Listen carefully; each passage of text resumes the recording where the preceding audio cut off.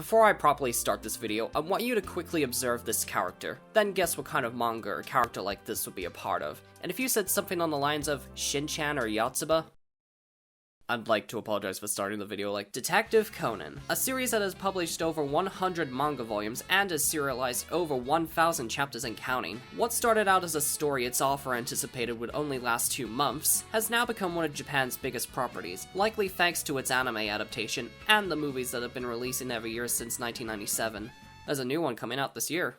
I've been reading this series ever since the start of 2023. Maybe you've heard of it, or maybe not. I assume most would fall under the latter because this series, despite being in the top 5 best-selling manga properties in the world next to Dragon Ball, One Piece, Naruto, and Demon Slayer, Conan has practically no presence in the West. Which is insane, given that the manga alone has sold 270 million copies worldwide! With all that said, you might be thinking, why is this manga so popular? What's so captivating about a series that has a 6-year-old as its protagonist? Hopefully I was somewhat right with that assumption because I'm not a psychic. So let's cut to the chase and talk about why this series is such a hit. That is the most 3-hour-long YouTube analysis video sentence that I'll ever say. The series revolves around Conan Edogawa, an elementary student who often accompanies his foster family on various mysteries around Japan. On the surface, you'd think a series with this art style would be something on the lines of Scooby-Doo, or any other kids show that would fall in the mystery genre. So you'd be forgiven for thinking this because holy hell does it get graphic. 80% of the crimes committed in this manga are cold-blooded homicides, but the victims of these homicides are rarely ever seen dying on screen. Instead, each mystery often basks in the aftermath of the killing and focuses on identifying the culprit. This is where Conan comes in and attempts to gather as much info as he can before the adults shut down his investigation, usually to no avail. The whodunit mysteries is by far the most common in DC. Yes, that's what I'm abbreviating it as from here on out. The slightly less common mysteries are more focused on the how, rather than the who. They're more about Conan quickly identifying the killer, then trying to figure out how they did it and if there's any evidence that directly points to them. But no matter the mystery, they all end with Conan exposing the culprit by impersonating his foster father or anyone who accidentally gets stunned. One of my favorite aspects of the series is that it always gives its murderers a chance to explain their motives for killing. Obviously, their actions are not glorified or ever justified, but you at least know why these seemingly regular people would go to such extreme lengths, no matter how misguided or petty their motives are. A great example of this is chapters 2 to 6 from volume 7, aka the Moonlight Sonata case. I won't spoil anything from this mystery, so I highly recommend giving it a read, as it manages to provide its killer with a lot of reasonable sympathy despite all that they have done. I don't have a lot to say about the methods each killer uses, but I think learning how and who they killed just by reading the series is much better than me spouting it all out. Conan does a much better job explaining these methods than I ever could. Hey, that's one thing I can talk about that isn't that. I think the most important thing for any series to have is a good number of likable characters, or at least reoccurring ones. For as much as DC likes to cover a number of one-off characters in each given case, the sheer number of main characters and reoccurring ones is just as expansive. These 3 are the central focus of the series, and they meet a shrew of characters for the cases they involve themselves in, whether it be policemen, other detectives, or just regular people. Conan is a very likable main lead, who is often the smartest detective in any given investigation, who knows a lot more than what he's willing to admit. Half of the legwork he ends up doing is steering others in the right direction, after noticing something in the room that no one else has picked up on yet, which is tied up with him solving the case by impersonating whoever he can with his voice-modulating bow tie, right after putting him to sleep. It's rare that he gets any kind of credit for solving these mysteries, which is often given to Kogoro Mori, who is pretty much the antithesis of Conan. The best way I can describe him is that he's competently incompetent. And that's saying something when you consider his background as a former policeman who branched off into the private detective business with very little success. That is until, well, you know. Like how Conan rarely gets any credit, it's even more rare to have Kogoro be the one who correctly solves the cases he gets into. But when he does, they're more often than not the most standout moments of the series. Yes, Conan still steers him in this direction, but at the end of the day, the victor is undoubtedly Kogoro. Ron, on the other hand, isn't as interested in mystery solving like Conan or her dad, despite witnessing 70% of them. She isn't some damsel in distress that needs saving from everyone. In fact, she's much more capable of doing the saving than most of the characters in this manga. That is, if she's not frozen in fear. Which I don't blame her. What Ron has going in the series is this romance subplot with her childhood friend that hasn't been resolved yet. I mean, Sonoko and Makoto have more going on in the romance department than Ron and Shinichi, despite being separated most of the time, except they don't hate each other like Kogoro and Eri do. As it goes on, the series introduces more and more detectives and policemen all around Japan. These include Wataru Tagaki, Miwako Satos, Ninzaburo Shiratori, and Juzo Megure, to name a few. These three have an ongoing love triangle story that gets the odd focus every now and then. It isn't exactly why I read DC, but it's still a fun side story to follow whenever it pops up. Inspector Megure doesn't get as much focus as others, but we do know that he's been on the job for a very long time, along with working alongside Kogoro back when he was in the force. Funnily enough, there aren't as many detectives in this series compared to the number of policemen, despite the role that some of them play in relation to the main story that I'll touch on later. One of these detectives is Shinichi Kudo, son of famous novelist Yusaku Kudo and retired actress Yukiko Kudo. We don't actually see much of him, but it's always a treat to see him make the rare appearance here and there, even if half of them so far have been flashbacks. He and Conan are pretty much equals in the detective department. I mean, Kudo grew up surrounded by mountains of books. Come on. Shinichi is Ron's love interest that I mentioned before, but their subplot always gets cut off due to unknown circumstances whenever it gets good, so who knows what that's about. Heiji Hattori is another detective who appears much more than Shinichi ever does. In fact, Hattori challenges Kudo to a deduction contest in his first story, but in the end, Shinichi ends up solving the case correctly and shuts down Heiji's made-up competition. Hattori occasionally assists Conan whenever they both end up in the same case, and vice versa, meaning that Conan and Co. occasionally visits Hattori in Osaka, where mystery hijinks also ensue. Throughout the manga, Heiji becomes a great team player, particularly with Conan, especially after Heiji sees through the facade. Wait, like Shinichi, Heiji has his own romance subplot with his childhood friend that is somehow even less resolved than theirs. And finally, there is Mitsuhiku, Genta, and Ayumi, aka the Detective Boys. These three kids are Conan's classmates who go wherever he goes, and in doing so, they get involved in a lot of murder cases. You get it already. Conan is a death mag, often accompanied by Hiroshi Agasa, an old inventor who supplies Conan with a lot of gadgets throughout the manga. At the very start, it's clear that It's clear that Conan reluctantly hangs out with them, but over time he comes to value them as friends and as teammates, since they see him as their equal, unlike the adults who often talk down to them. Individually, Ayumi, Mitsuhiku, and Genta are all great characters to follow whenever they're involved. Genta is often the brashest one out of the group, who in the first few stories would run into trouble ahead of time. Mitsuhiku plays his role as the most neutral member of the group, while Ayumi, despite being the most emotional member, still tags along to the end. They aren't the most complex characters in the world. They're literally elementary school students. But through Conan, prove that they may have a pursuable future as PIs or somewhere in the police department. But that's just speculation on my end. Overall, the Detective Boys are a very well-rounded team that does become a little more balanced later on when Hyper enters the picture. Last but not least, and on the other side of the law, Phantom Thief 1412, aka 21st Century Lupin, or alternatively, Kid the Phantom Thief. A jewel thief who usually targets rare diamonds and gems, and is a skilled impersonator, able to disguise himself as anyone he chooses. Although Conan always manages to get the upper hand that stops Kid in his tracks, the Phantom Thief always escapes capture as an equal exchange. Kaito 1412 is a character from Gosho Aoyama's first Shonen Sunday publication, Magic Kaito. He'll occasionally create a new chapter here and there for this manga, but due to mostly focusing on DC, they can be very slow, especially the Magic Kaito volumes. I knew this for a while, but this little tidbit didn't exactly hit me until I started owning the series for myself, including some recent volumes of DC. The most recent Conan volume on my shelf came out around the tail end of 2021, while the 5th volume of MK came out in 2017. 5 volumes is a surprisingly low count for an ongoing series that started in the late 80s.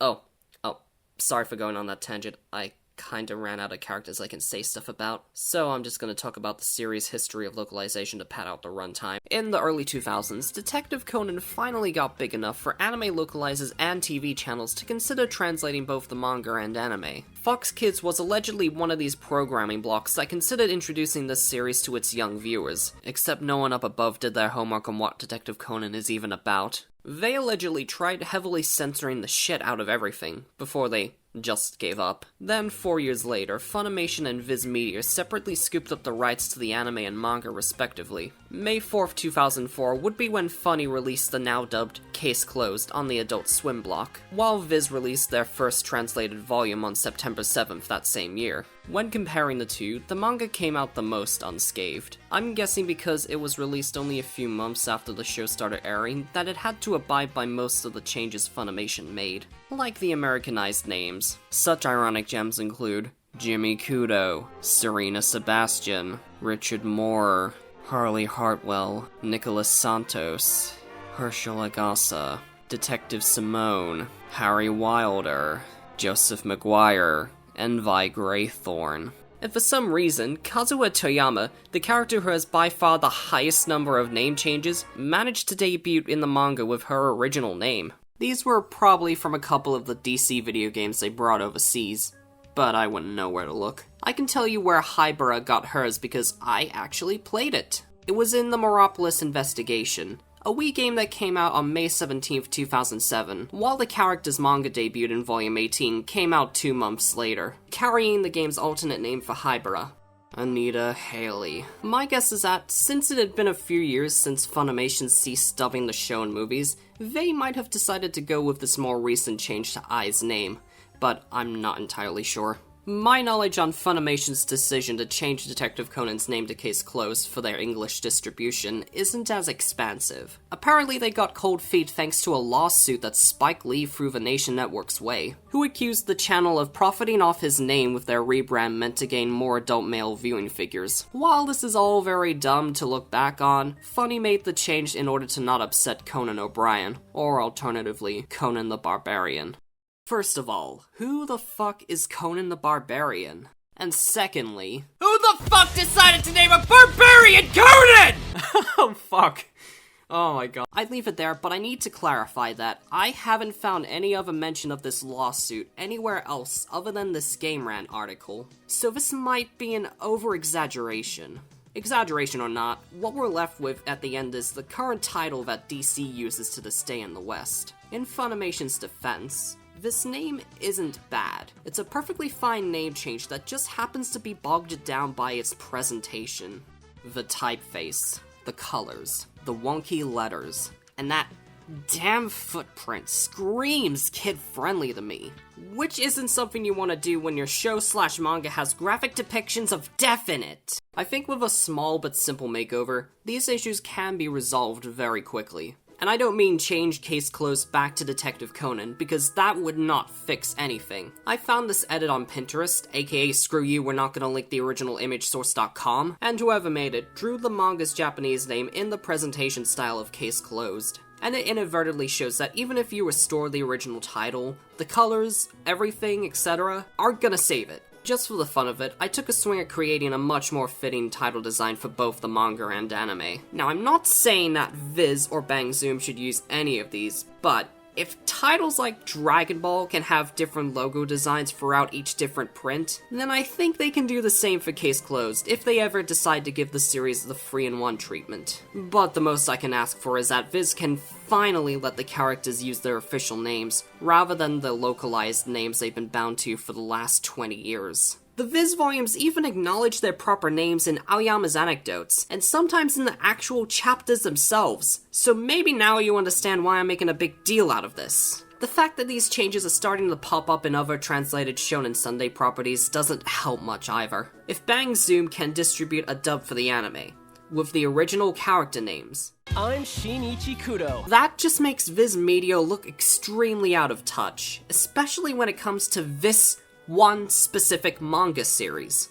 But if you're like me and can easily channel out these names when reading, I still think you should give the series a read. Detective Conan is one of those long-running manga series that is worth the read in my opinion. If you like gruesome depictions of violence, this is the manga for you. If you're a mystery or Sherlock Holmes fan, this is the manga for you. If you're a rom-com reader, then this is also the manga for you. This series mixes a lot of genres, but neither one cancels out the other, nor do they clash too hard with each other. Mystery fans in particular will likely get a kick out of Aoyama talking about one of his favorite detectives at the end of each volume, ranging from Sherlock Holmes, including Moffat's Sherlock in Volume 100, Hercule Poirot and Miss Marple, Arsène Lupin, Columbo even, and most surprisingly, Professor Layton. And in the series itself, there's a cafe near Mori's agency called Poirot, and a restaurant named Columbo. This series lives and breathes mystery novels. As I was making this video, it hit me just how much Detective Conan's art style has changed ever since its beginning in 1994. I plan to go into this sometime in the future, but it really is night and day. It's like these two separate pages were done by two separate artists, but they weren't. It has always been Gosho Aoyama and his team of detectives. So with all that said, I hope you find something to enjoy about this manga. In the future, I'll likely dive back into the series where I plan to discuss all that I can, including the very small and minuscule flaws that thankfully seem to be the outliers in the series. So I hope you'll join me in these future escapades whenever they pop up. Okay, now that I have talked about all the important bits, I think it's really time to get into it now. For those interested, this is pretty much where I recommend ending this video to go and read the manga, then come back after passing volume 25. And if that sounds taxing, I don't blame you. Buckle up. It may come as a surprise to learn that I haven't fully explained what the series is really about. At the start, I summarized Detective Conan in the simplest way I could. Little kid solves murder mysteries while his bumbling guardian takes all the credit. But that's only the second half of the premise, really. And I've only waited until now to fully unveil this truth because it really does deserve its own goddamn segment. The full story revolves around Shinichi Kudo, who, after solving an amusement park murder, witnesses a shady transaction involving a man dressed all in black. This man's accomplice knocks Kudo out cold, and from their perspective, they lace him with an untested drug and leave him to die. But what really happens is that they lace him with an untested drug and leave him to die, only for the drug to de-age him by 9 to 10 years. Shinichi then runs home and finds Dr. Agasa, and successfully proves that he is who he says he is. They both agree to keep this mishap between themselves, in case the two men in black come back to properly kill him. Now donning the false identity of Conan Edogawa, Kudo moves in with Ran and her dad, and turns Kogoro into a well-known PI, all done in order to get closer to the men who drugged him.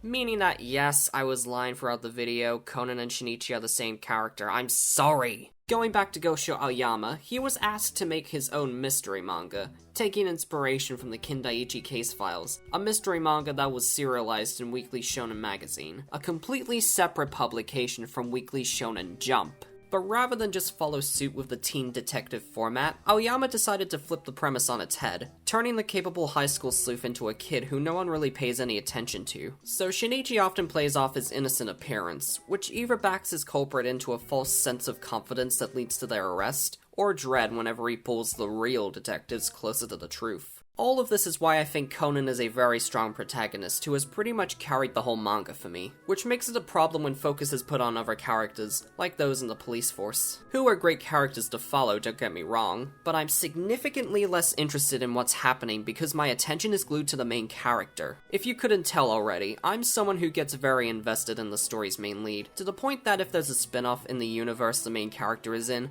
I'll rarely ever watch it, even if they make a small cameo at some point. This only applies to manga, movies, and TV shows that contain extremely strong leading characters, and Conan is a great example of this. Turning the all-knowing detective into a small child was a stroke of genius on Aoyama's part. Not only does Shinichi have to navigate through the story with a physically imposed handicap, but finds ways to work around the disadvantage of being perceived as a small child that also loops around into being the biggest advantage he'll have at any given moment. I could literally go on, but I've got other things to ramble about. Despite the notoriety Kogoro received through the lovely pop idol case, Conan doesn't get close to finding the men responsible for his shrinkage, but finds the woman responsible for the 1 billion yen heist instead, who reveals the whole thing was set up by the syndicate she's a part of, despite only knowing their signature color, black.